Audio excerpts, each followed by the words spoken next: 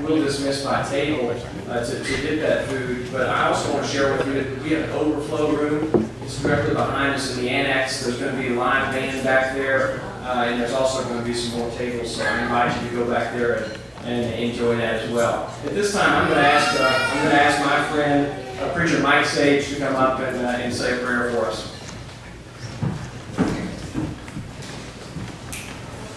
Thank you, Bucky. God bless you for your campaign. Let's pray just a minute, everybody.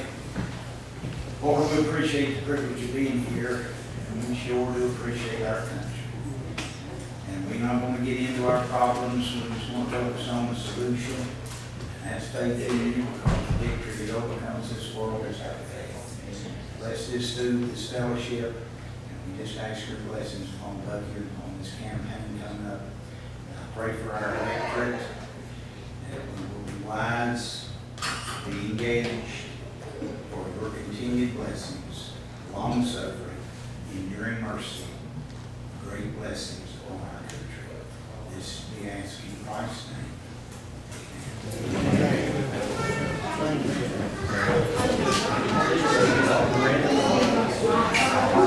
Ladies and gentlemen, you might not know this, but 20 years ago, maybe a little longer than 20 years ago, preacher Mike Sage introduced me to probably the most important person I've ever met, and that was Jesus Christ, when I was in vacation Bible school at Freedom Tabernacle. So it's just a blessing to have preacher Mike Sage here with us, and I'm humbled to have his support and yours too.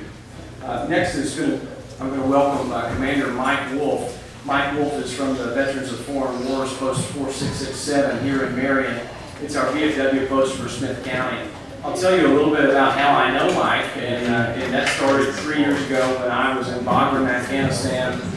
Mike Wolf sent me letters, and when you're in Afghanistan or in any deployed location, when the best time of day is mail time, and I could always count on my friend Mike Wolf coming and sending me some mail. He actually enlisted me as a member of the VFW as a life member when I was still in the country over in Afghanistan. So it's a privilege to have Mike Wolf here, and I'm humbled that he's willing to share a little bit about what this POW table means for us. So, Commander.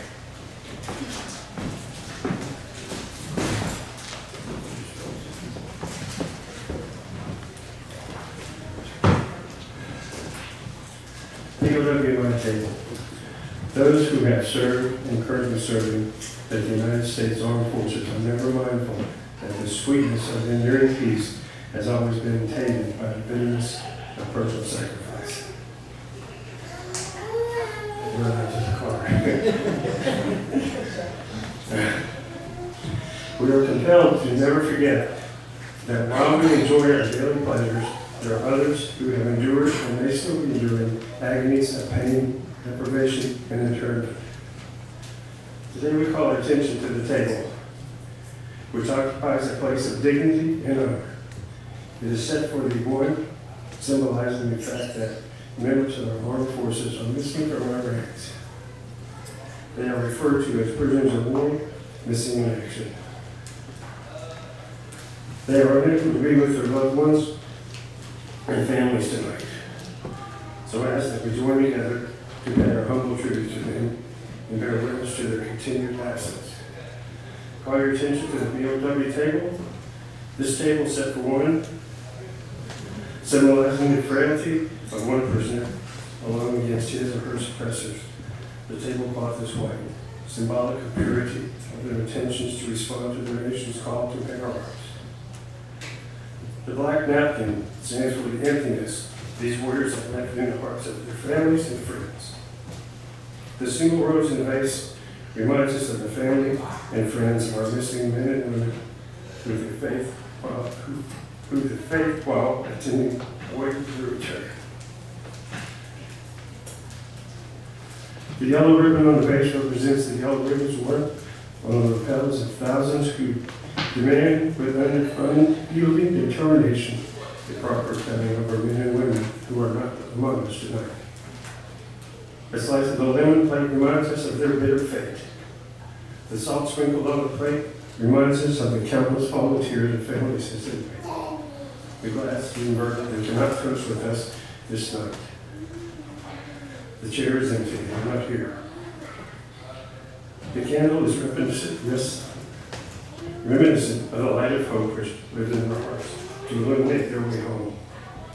Let us pray that all of our armed forces will soon be back within our ranks. Let us remember their sacrifices. May God forever watch over them and their families.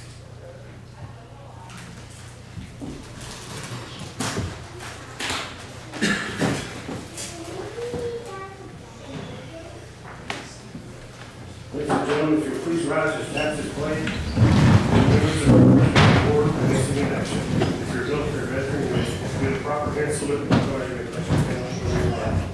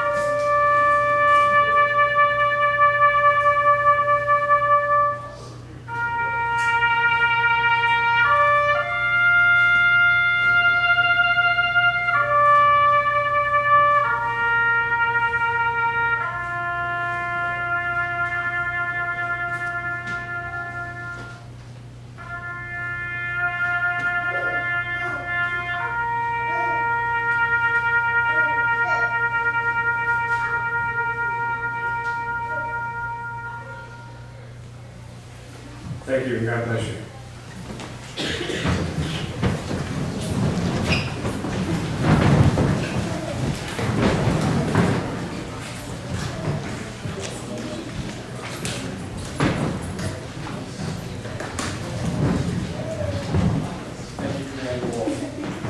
I'd like to please ask you to stand again for the singing of our national anthem by County Sheriff's Officer Sergeant Deborah Montgomery.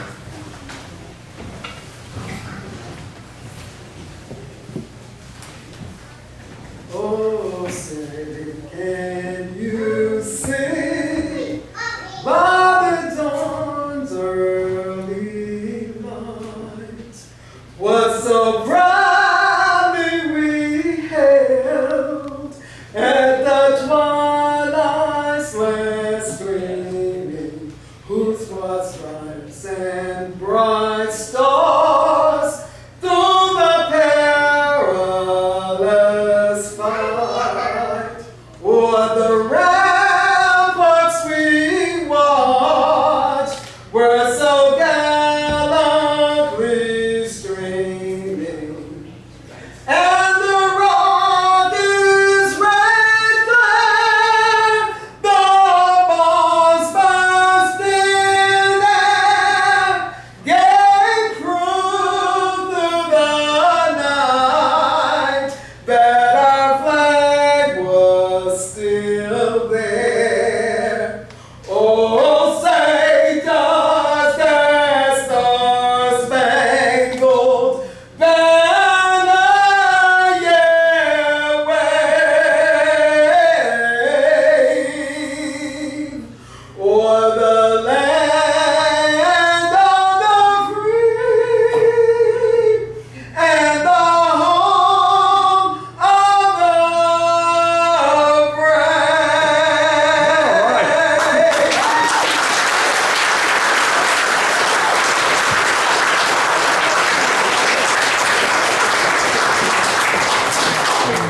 Thank you. You may all take your seats now.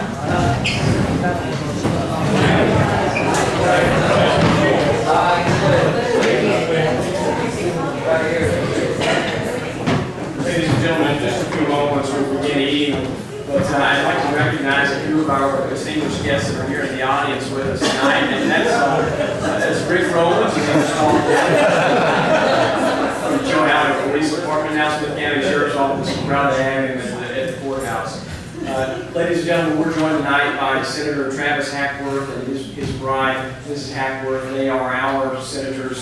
Senator Hackworth will represent our district as of January, it's completely withdrawn. So thank you for being here, Senator. Mrs. Hackworth, thank you for being here as well. We're also joined tonight by the elected Commonwealth's attorney, who's my friend, mentor, and boss, That's Roy Evans. He's back there. He's jumping up and down. Also joining us tonight is Sheriff Chip Schuler. Sheriff Schuler is also a friend and mentor of mine. He's waving there in the back window. And then I believe we have some other folks from the county that have been elected. I see that we had Chief Moss. I think Chief Moss from Charlotte is here. So, and now they have Chief Moss's wife, Christy, whom I used to work for. When I was in law school, I worked as an EMT at Christy's ambulance service. And so I put myself through law school by working for her. So without Christy and Smith County Ambulance Service, I probably wouldn't be running for Commonwealth's attorney. But I'm blessed to have the support of the friends that are here tonight. If I've missed anyone that's an elected official, I apologize. I see I've got Lieutenant Hammond from Marion Police Department back there. But know that you're welcome here. You're certainly loved, and I'm very grateful to have you tonight. At this time, I'm going to invite Senator Hackworth's table here and the First Lady's table. She's actually sitting next to my family, my wife there. So, all right. Well, we just ask that you all please begin making your way into the food line. And again, we've got the annex, is the overfill room here, just right across the hall. And the line leader should be again here momentarily. So I invite you to join that. We will have speeches. I will invite our elected officials to make some remarks later. Governor Allen is with us. He's recording a radio commercial right now, so he's been working hard for me since he's been here. So I can't wait for you to meet him and to hear what he has to say. Thank you all. Point out the conveniently located donation table right back there. That's right. I couldn't do this race without the kind contributions, either your time, talents, or treasures that you folks have already given me and that will give me in the future. But if you'd like to give tonight, you're certainly welcome those contributions, and they're back here at the back table. You're welcome to stop by under no obligation, so certainly we're just proud to have you here with us tonight. So thank you all for being here, and please help yourself to some great barbecue. Oh, and also there's a wet bar here in the back. The beverages are complimentary, so please indulge and enjoy as much as you can. Thank you.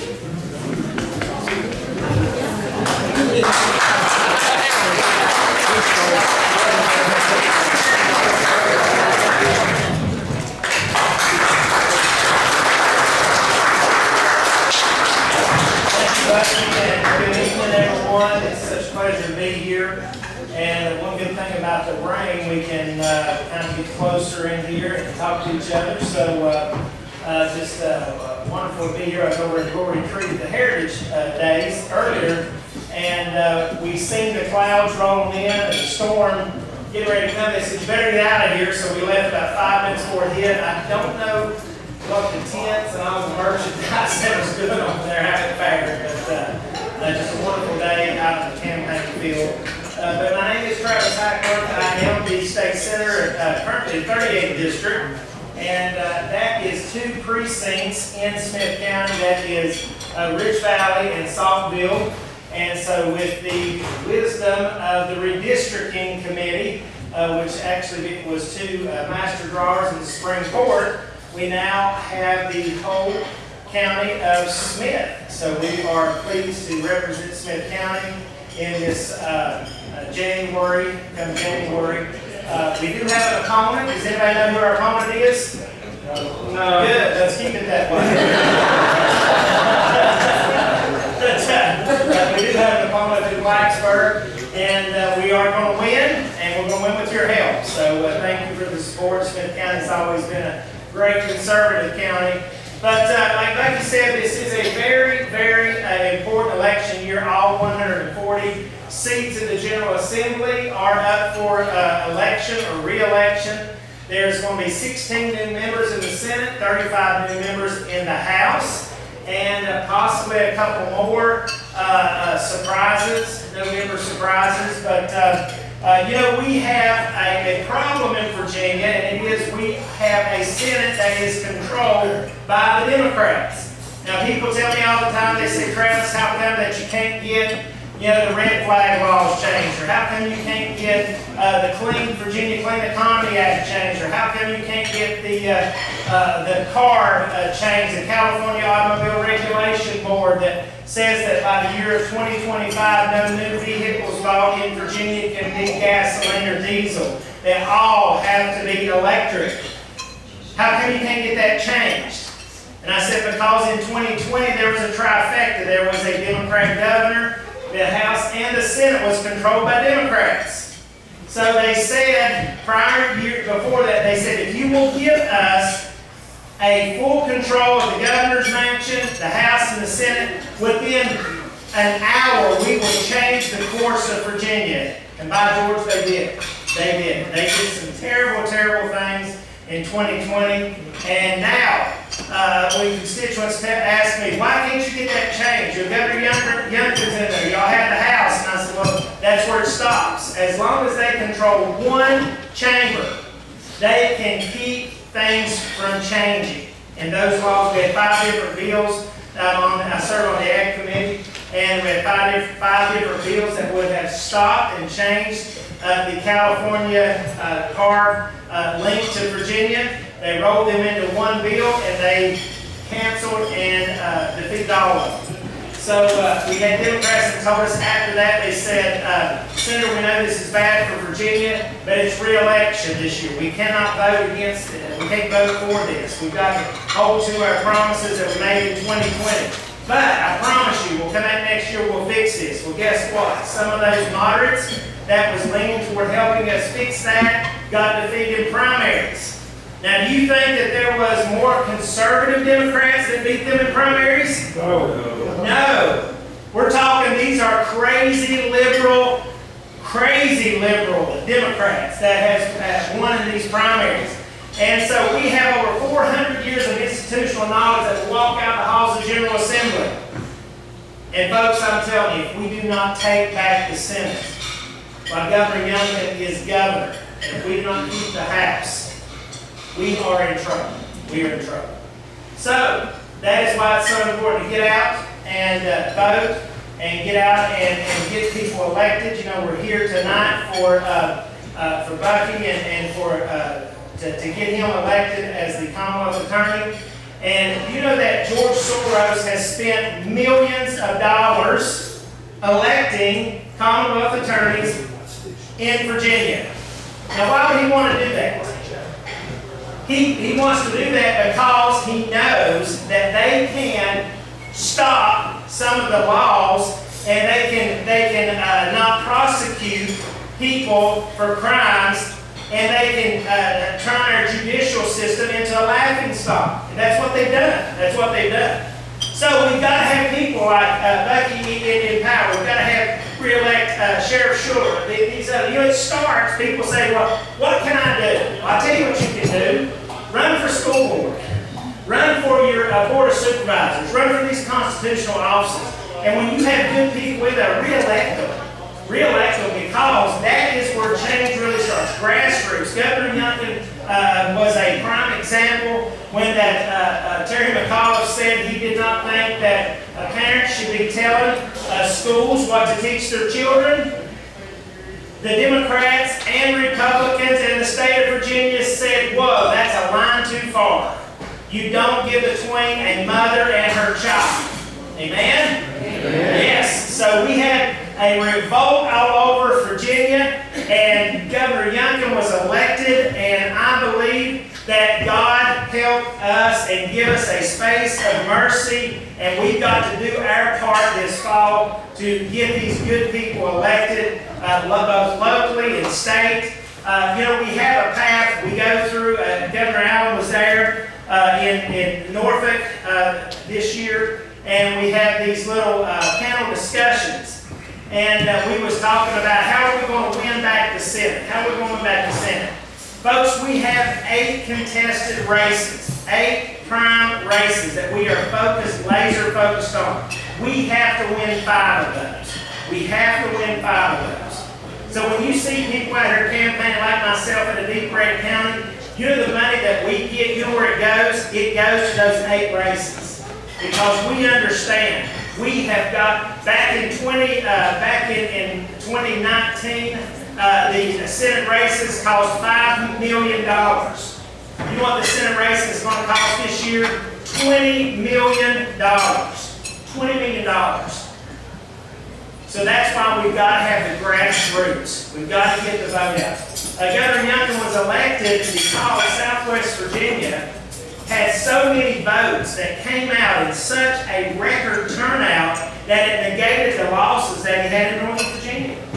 So, a lot of people you know, kind of empathy and apathy for elections that don't have a president or a governor, but can I tell you, we need to vote every time there is election. Every time there's election. We also started this year the Spirit of Virginia, Can I Secure the Vote? And that was these absentee votes, these mail-in votes. And, you know, if you're like me, trust me, you want to stand out there in a blizzard. I want to somehow try to get to the poll on election day to vote, right? But, trivia question. If you die and you have mailed in your ballot and you die, it's 45 days before. If you die between the time you mail it in and by the time the election, does your vote count? Yes, it does. You are literally voting from the grave. Democrats have been doing it for years illegally.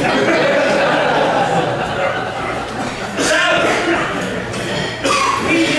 Donald Trump had a great line that I love. When they were grilling him on his taxes, they said, "Oh, President Trump, you pay taxes and look here, you pay this little." And he looked at him and said, "Hey, it's your rules, I'm just playing by it."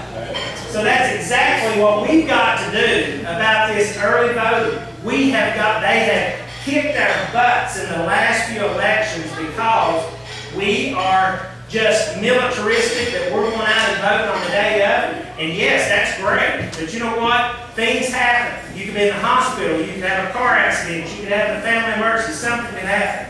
So I encourage you to please encourage, if you know somebody that is sick, infirmed, in nursing homes, whatever, please help us get these votes out. But tonight we're here and we're honoring our good friend here, Becky Blevins, and the ones that's in this room. And we want to see them, push them over the finish line here. We got Jed here and a great candidate, different ones. So thank you. You'll be seeing a lot of us. God bless you and thank you.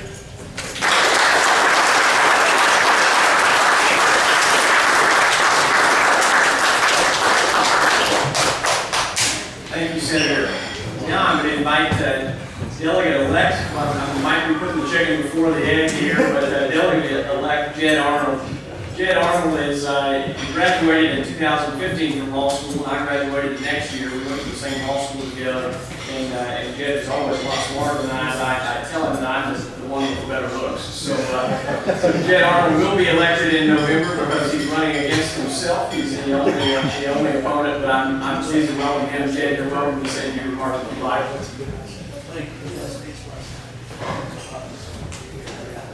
All right, Jed.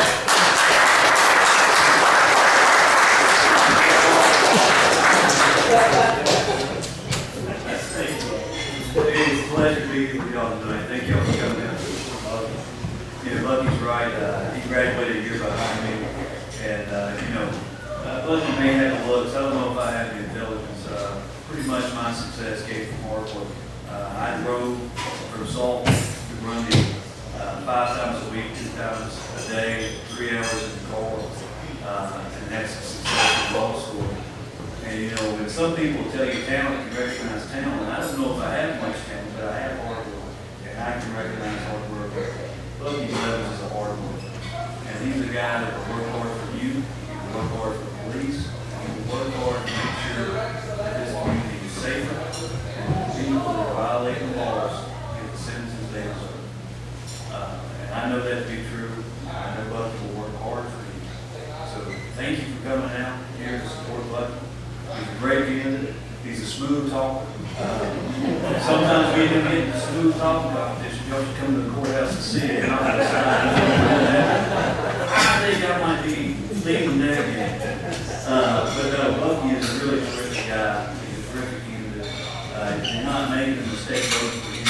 He's a true, strong, conservative fellow. And, I think I got it on the books. But I appreciate you coming out. I appreciate the opportunity to speak with you. I hope you'll come out and support me in November. I'm running to represent all of Smith County, Grayson County, Lyft County, and then just a little horseshoe of Pulaski County. But the nice about Lucky, but you need to come out and vote. You need to vote early. You do need to secure that vote and make sure that this county tells the rest of the Commonwealth we need to turn with common sense decision we can make. So thank you all. Pleasure to meet with all of you. Thanks for having me. Thank you.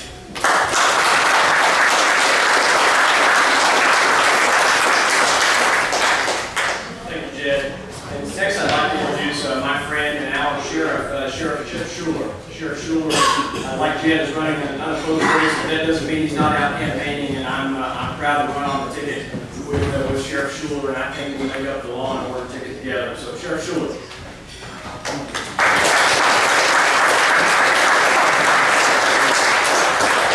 Saying hello to everybody, and one thing for sure, I'm honored to be the sheriff. I thought I knew all about the sheriff business after 30-plus years, but guess what? A lot to learn.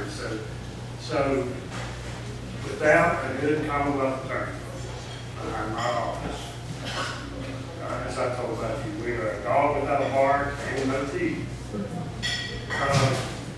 What's going on in northern Virginia and throughout the country in these liberal cities with law enforcement is just atrocious. We do not need a liberal, woke prosecutor that will not back us up. My office will be totally ineffective. Totally ineffective. But who suffers? The people of our county, absolutely. So, please, encourage all your friends, everybody you know to come out and vote, because there's a lot of votes in this county. We've shown in the last two elections that don't vote in local elections. It scares me a little bit. We've got to get our people out and get to the polls and vote. We need this man in office. I need him in office, because I'm telling you, it will be devastating to Smith County if Lucky Letters is not our next Commonwealth attorney. I appreciate him inviting me to speak. He's a good man. He's serviced our community, whether in the military or in the Commonwealth attorney's office. Let's keep it going. Thank you.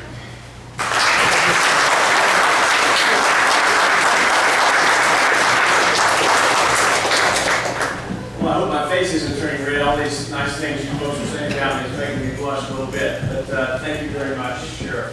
Next, I'd like to introduce someone who's very special to me, and that's Roy Evans. Roy has been my friend longer than he's been my boss. As a matter of fact, when my first son was born, he and his wife flew all the way out to Missouri just to see Noah, and they spent a weekend with us there in Missouri in the middle of a snowstorm. So I'm blessed to count Roy as a friend, as a mentor, and I'd welcome him to the podium at the time. Thank you.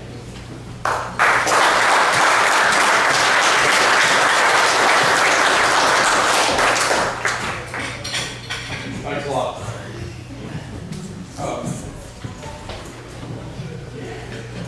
The big draw for me was the bounce house, so I was really disappointed. Deflated when I went out here. Well, my name's Roy Evans. I've been almost 36 years. I've run as a Democrat 9 times. And Senator, we're not all liberal. We're not all equal. And we're not all corrupt. I have been very proud to work with Chip Schuler. And in fact, if you look at that little card on your table, you'll see three guys in there, and the gray headed dude is me. And I'm standing beside my friend Chip Schuler that I've worked with for 30-some years. And Bucky Blevins that I've watched since law school. And all that guy has ever talked about is coming back to his house in Smith County. My mom died in April 20th. This year she's 25, she's the 8th kid out of 8. Lived on a poor farm, barely scratched by in Atkins, raising cattle and root makers. So she was a pretty hardcore woman. As a matter of fact, when Betty, my wife, and I have been going through her house, we found this little folding chair that she'd always take to work the halls. Has my lunch there. Well, she's pretty hardcore Democrat. My gosh, she loved Lucky. Every time I see her at the hospital or nursing home before she died the last couple of months, how's Buck? What's Buck doing? she would have voted for him, she would have been first in line. She said, you make sure there's a sign by y'all at Old Bucky and Brad Kelly went up and put a big sign in her yard this week. And she could he is committed to this job. I have been around a long time. I've told people for a long time that there are people that run for office because they want the job, and there are people that run for office because they want to do it. And you've got a choice here this time, and this guy wants to do the job. He did 3 internships with me. I've seen him grow through law school. I've seen his interest in law enforcement and the fair treatment of people, the sales representation of victims. And I'm so proud to be here just to him and have my face on that little biker right there and to ride around the county putting up signs. I'm just so proud.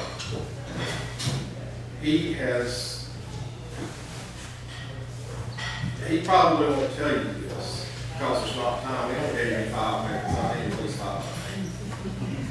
minutes. You wouldn't believe what this guy did when he was in the military. He was an attorney. But you don't just sit around writing wills and deeds. I didn't know this. But he called me and talked to me about cases he had. He would run the scenarios by me and how he was preparing for prosecution. You know, it's different prosecuting in the military. I can tell you just from what he's told me. But dealing with investigators and victims is a valuable experience that you just don't have as a opponent. No matter how much he beats the drum saying he's got experience, he doesn't.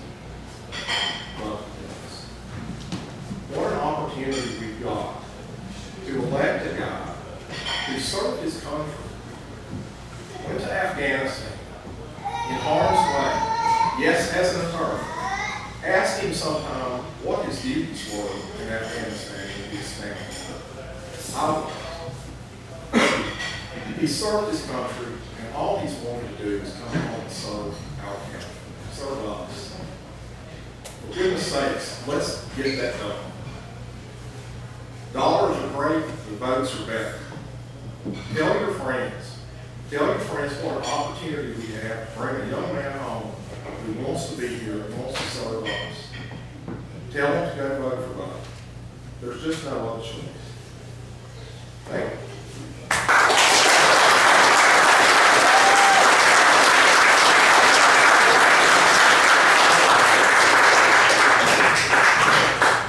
Thank you, Roy, for those very kind words. That was nice. What he didn't tell you is how much I had to pay him to say those things. But I'm very grateful for his friendship and mentorship over the years, and certainly grateful for all of you in the audience tonight.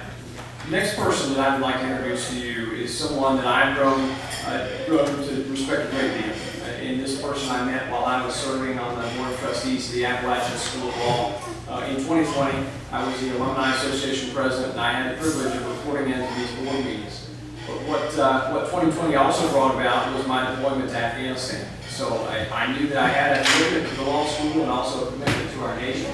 So while I was in Afghanistan, I continued to serve on our Board of Trustees. And that's how I got to really know and meet Governor George Allen.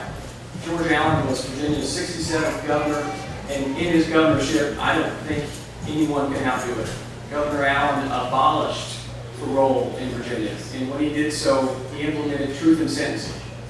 Governor Allen also stands for education, and I respect that a great deal, and my wife is an educator, and I'm so proud of the efforts that Governor Allen and former First Lady Susan Allen have done to make Virginia a better place for us. Governor Allen is a wonderful friend, and I'm excited to welcome him here tonight. He is also the son of the sports legend, and that's Governor and former U.S. Senator George Allen. Thank you.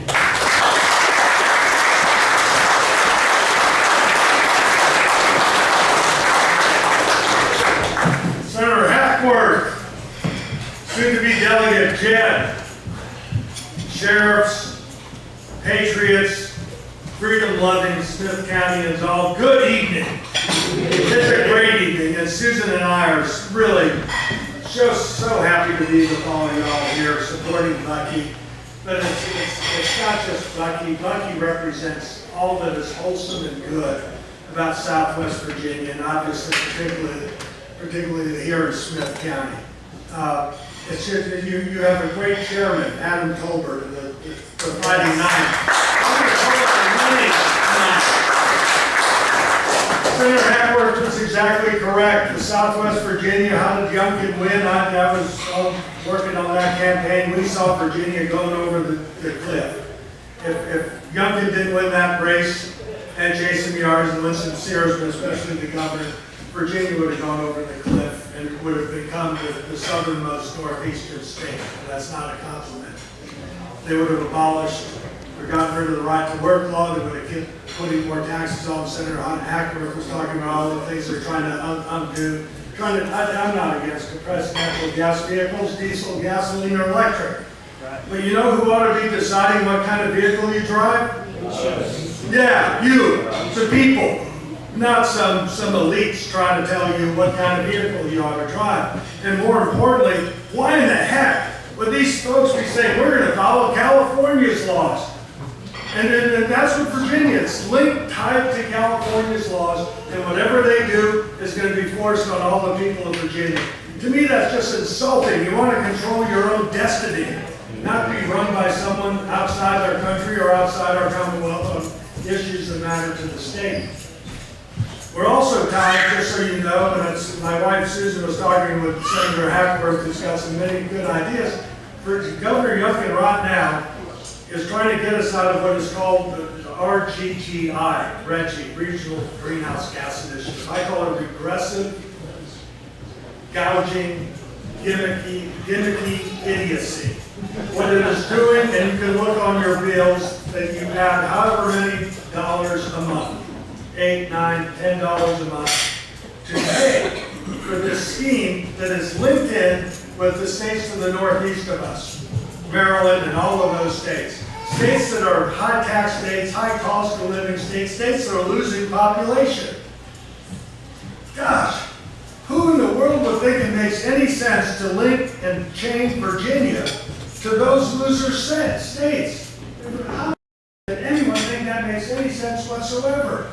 You have to quote President Biden, come on, man. What the heck are you thinking of? You care about the people of Virginia. And we do need to get Virginia going in the right direction, and we've obviously done it statewide. And by the way, and I know the chair, Adam Colbert, knows this, the whole campaign, Youngkin's campaign, the goal was to get out the vote in Southwest Virginia, the Shenandoah Valley, Southside Virginia. And also not just win Virginia Beach and Chesapeake, but win it by more. And so Southwest Virginia was really key to the game plan. And the fact that Southwest Virginia voted stronger for Youngkin than they did for Trump, which everyone thought, Trump, how are you going to beat that? Did better than Trump. And that's thanks to everyone here in this room and others throughout the fighting night, or the winning night, congressional districts. So on behalf of all Virginians who love freedom and care about our families and would like to keep more of what we earn and want to be on the side of law enforcement and want to have some accountability and academic standards in our schools, thank you. I salute you, and obviously we all salute Commander Wolf, but we salute you and we thank you for it. Now we have this election here for Commonwealth's Attorney. You say, why the heck is Alan coming down here other than I like it? And I got my start here as a law clerk for Judge Williams. When I was asked by Bucky, well, I don't know, but will you come down? We'd like to do this at Hungry Mother State Park. I said, are you kidding? Hungry Mother State Park?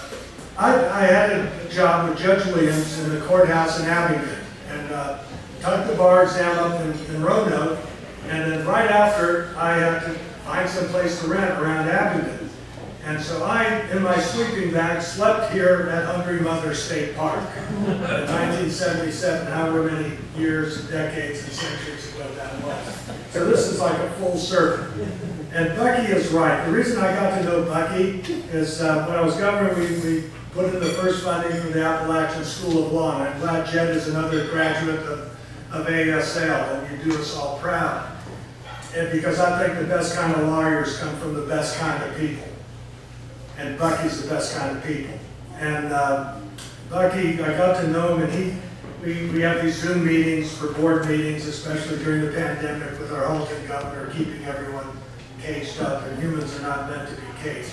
They're meant to be free and not muzzled and not dictated to on what vaccines you take. But Bucky would join in his board meetings, and the time zone in Afghanistan is not the same as it is in Buchanan County or Virginia.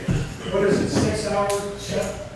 8.5. Oh, 8.5. It wasn't even an hour. But Bucky'd be home at like 4 in the morning or whatever. It's not as if it was staying up late till 10 o'clock. He was having to wake up at 2 or 3 in the morning to be there for our board meetings and give the report as president of the Alumni Association. And we have people who actually live around or somewhere, and it's easy for them to be at a board meeting. Some of them don't always show up. Bucky, on duty with the Air Force in Afghanistan, is their president, giving his views. And I just was so impressed by him. And through it, I got to learn more about him. I think it's great that he was raised on his family's tobacco and beef cattle farm near Chilhowee. I think it's fantastic that he was a volunteer firefighter and EMT. I thought it was great that he joined, obviously, the Air Force. When drafted, he volunteered for it. I found out tonight, what else are you doing in addition to being a prosecutor for Roy Evans, who's obviously very persuasive. Good job. I know you convinced a lot of juries to rule your way after that presentation, Counselor. And I find out he is actually a major in the Tennessee Air Guard, on top of it all, and representing Tennessee Air Guard members. And so he's doing all of that. Then, Susan and I both think the world of Katie. Where's Katie Jo around here? She left. She's right. Lucas and Noah. It's a wonderful young family. Running for office is not easy on a family. And they have to be in there. When people talk to me and say, well, I'm thinking of running, I said, all right, what's the home precinct think? What does your spouse think of this idea of you running? And if you don't have the home spouse precinct on your side, it is too hard to do without it. So Katie's obviously a key part of it. Just like for me, Susan is absolutely essential. When I won the governor's race, I'll always remember there's a women's club up around Pulaski County, the New River Valley, and they made up these buttons. And a picture of Susan and me, and it said, vote for Susan Allen's husband. Southwest Virginia. But this position as of Commonwealth's attorney is vitally important. Local government is very important. Those of us who are conservatives like government closest to the people. Sure, national defense is paramount at the federal level. But as far as education is concerned, that's a state issue. States ought to decide our standards and accountability and testing. States are the laboratories of democracy, the laboratories of innovation. And there's a competition between the states. Everyone around the United States of America is stuck with the same good or stupid laws that come out of Washington. The difference is in the states. And some states are booming, and they're prospering, and they're growing. And some states are stagnant or kind of medium, and then there's others that are losing. And I was talking to the senator that year after year, the top 3 states for business, in order, year after year, consistently, number 1, Texas, for 19 straight years. Number 2, Florida. Number 3, Tennessee.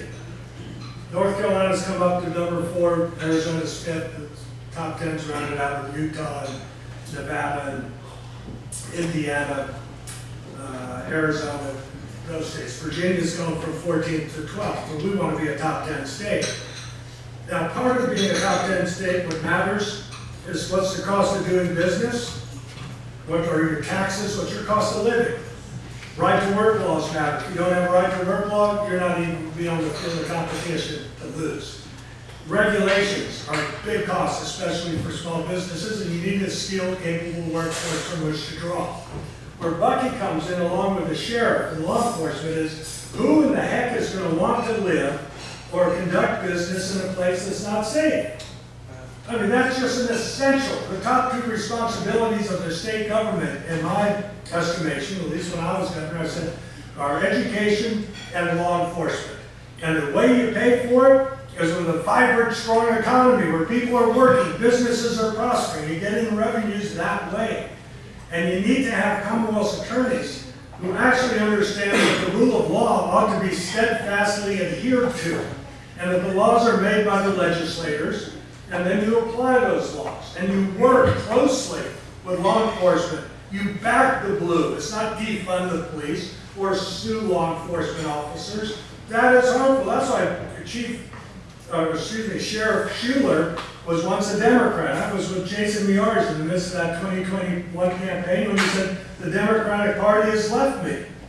And so that matters. Same with Mr. Evans. I don't care what party you are. The Commonwealth's attorneys, I told you last night, I voted for a Democrat Commonwealth's attorney up in Fairfax County because he actually cared about the law. Just like Senator Hackworth said, Soros put in $1 million to put in a Commonwealth's attorney in Fairfax County who had never tried a single case in a Virginia court. There's over 1 million people live in Fairfax County, and this guy unfortunately won, and he won again in the primary. And so this guy, and these other prosecutors, they're on the side of the criminals. They look at the victim as the criminal, not the person who's actually victimized or killed or family member abused or raped or harmed. And we need to have Commonwealth's attorneys who understand their role and are on the side of law-abiding people and law enforcement. Bucky has evinced by his record, from a young kid to his whole life, that he's a public servant. He wants to serve people. He's not doing this to make more money. He can make more money as a skilled attorney in the private sector than you would as Commonwealth's attorney. He's just an outstanding individual that you all can trust. And Commonwealth's attorneys need to be tough. There's no question about that. They need to really crack down on violent criminals, make sure they get the evidence, get them convicted. Commonwealth's attorneys also need to exercise some judgment. And it's hard to explain this. I'd almost defer to Roy Evans on it, but there are times that prosecutors can be persecutors.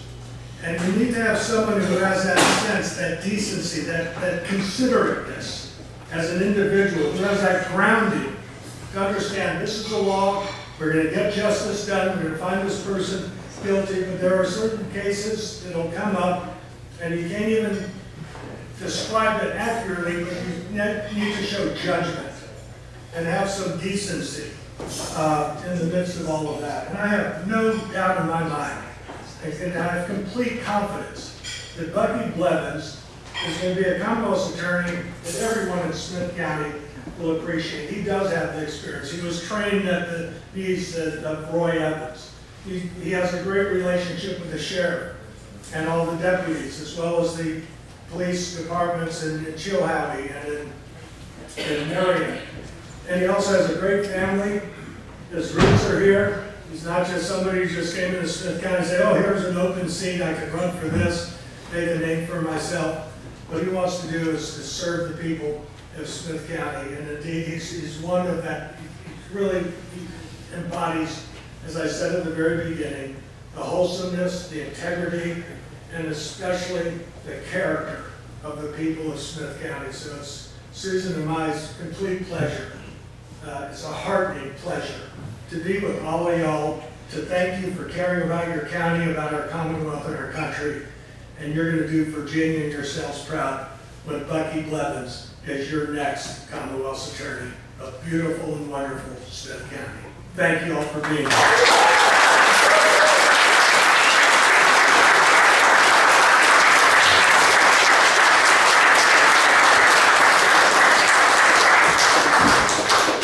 Governor, thank you very much for those kind words. Thank you for being here. It means the world that you and Susan made the long trek all the way down. We love it.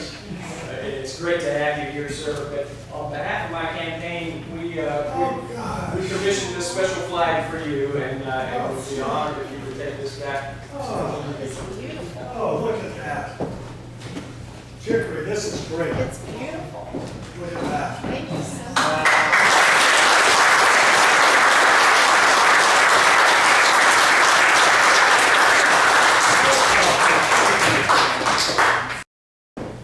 Another reason to remember Smith County. Ladies and gentlemen, that concludes our program for tonight. However, we do have live music in the back. We also have a couple of candidates for constitutional office. I'd like to point out, if you'd like to meet with them, that's Bradley Powers for Commissioner of Revenue, as well as Eric Stingy Davidson for I don't believe that the Republican candidate for treasurer is here tonight, but I know they'd be happy to meet with you, so I invite you to do that. I also invite you to take part in our beverage bar. It is still going, and I think we've got plenty back there, so please enjoy the music for the rest of the evening, and please have a drink and stick around and meet us. As well. By the way, one other thing, let me say that, where's the wait staff and everyone who catered this? Yeah, that's right. Thank all of you.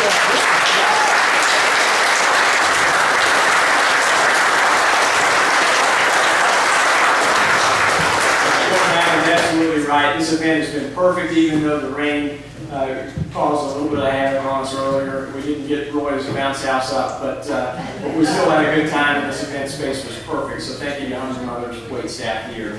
So please stick around. We've got bumper stickers, we have shirts and yard signs if you'd like any. We'll make sure to get you taken care of tonight. So thank you for being here, and please enjoy some live music.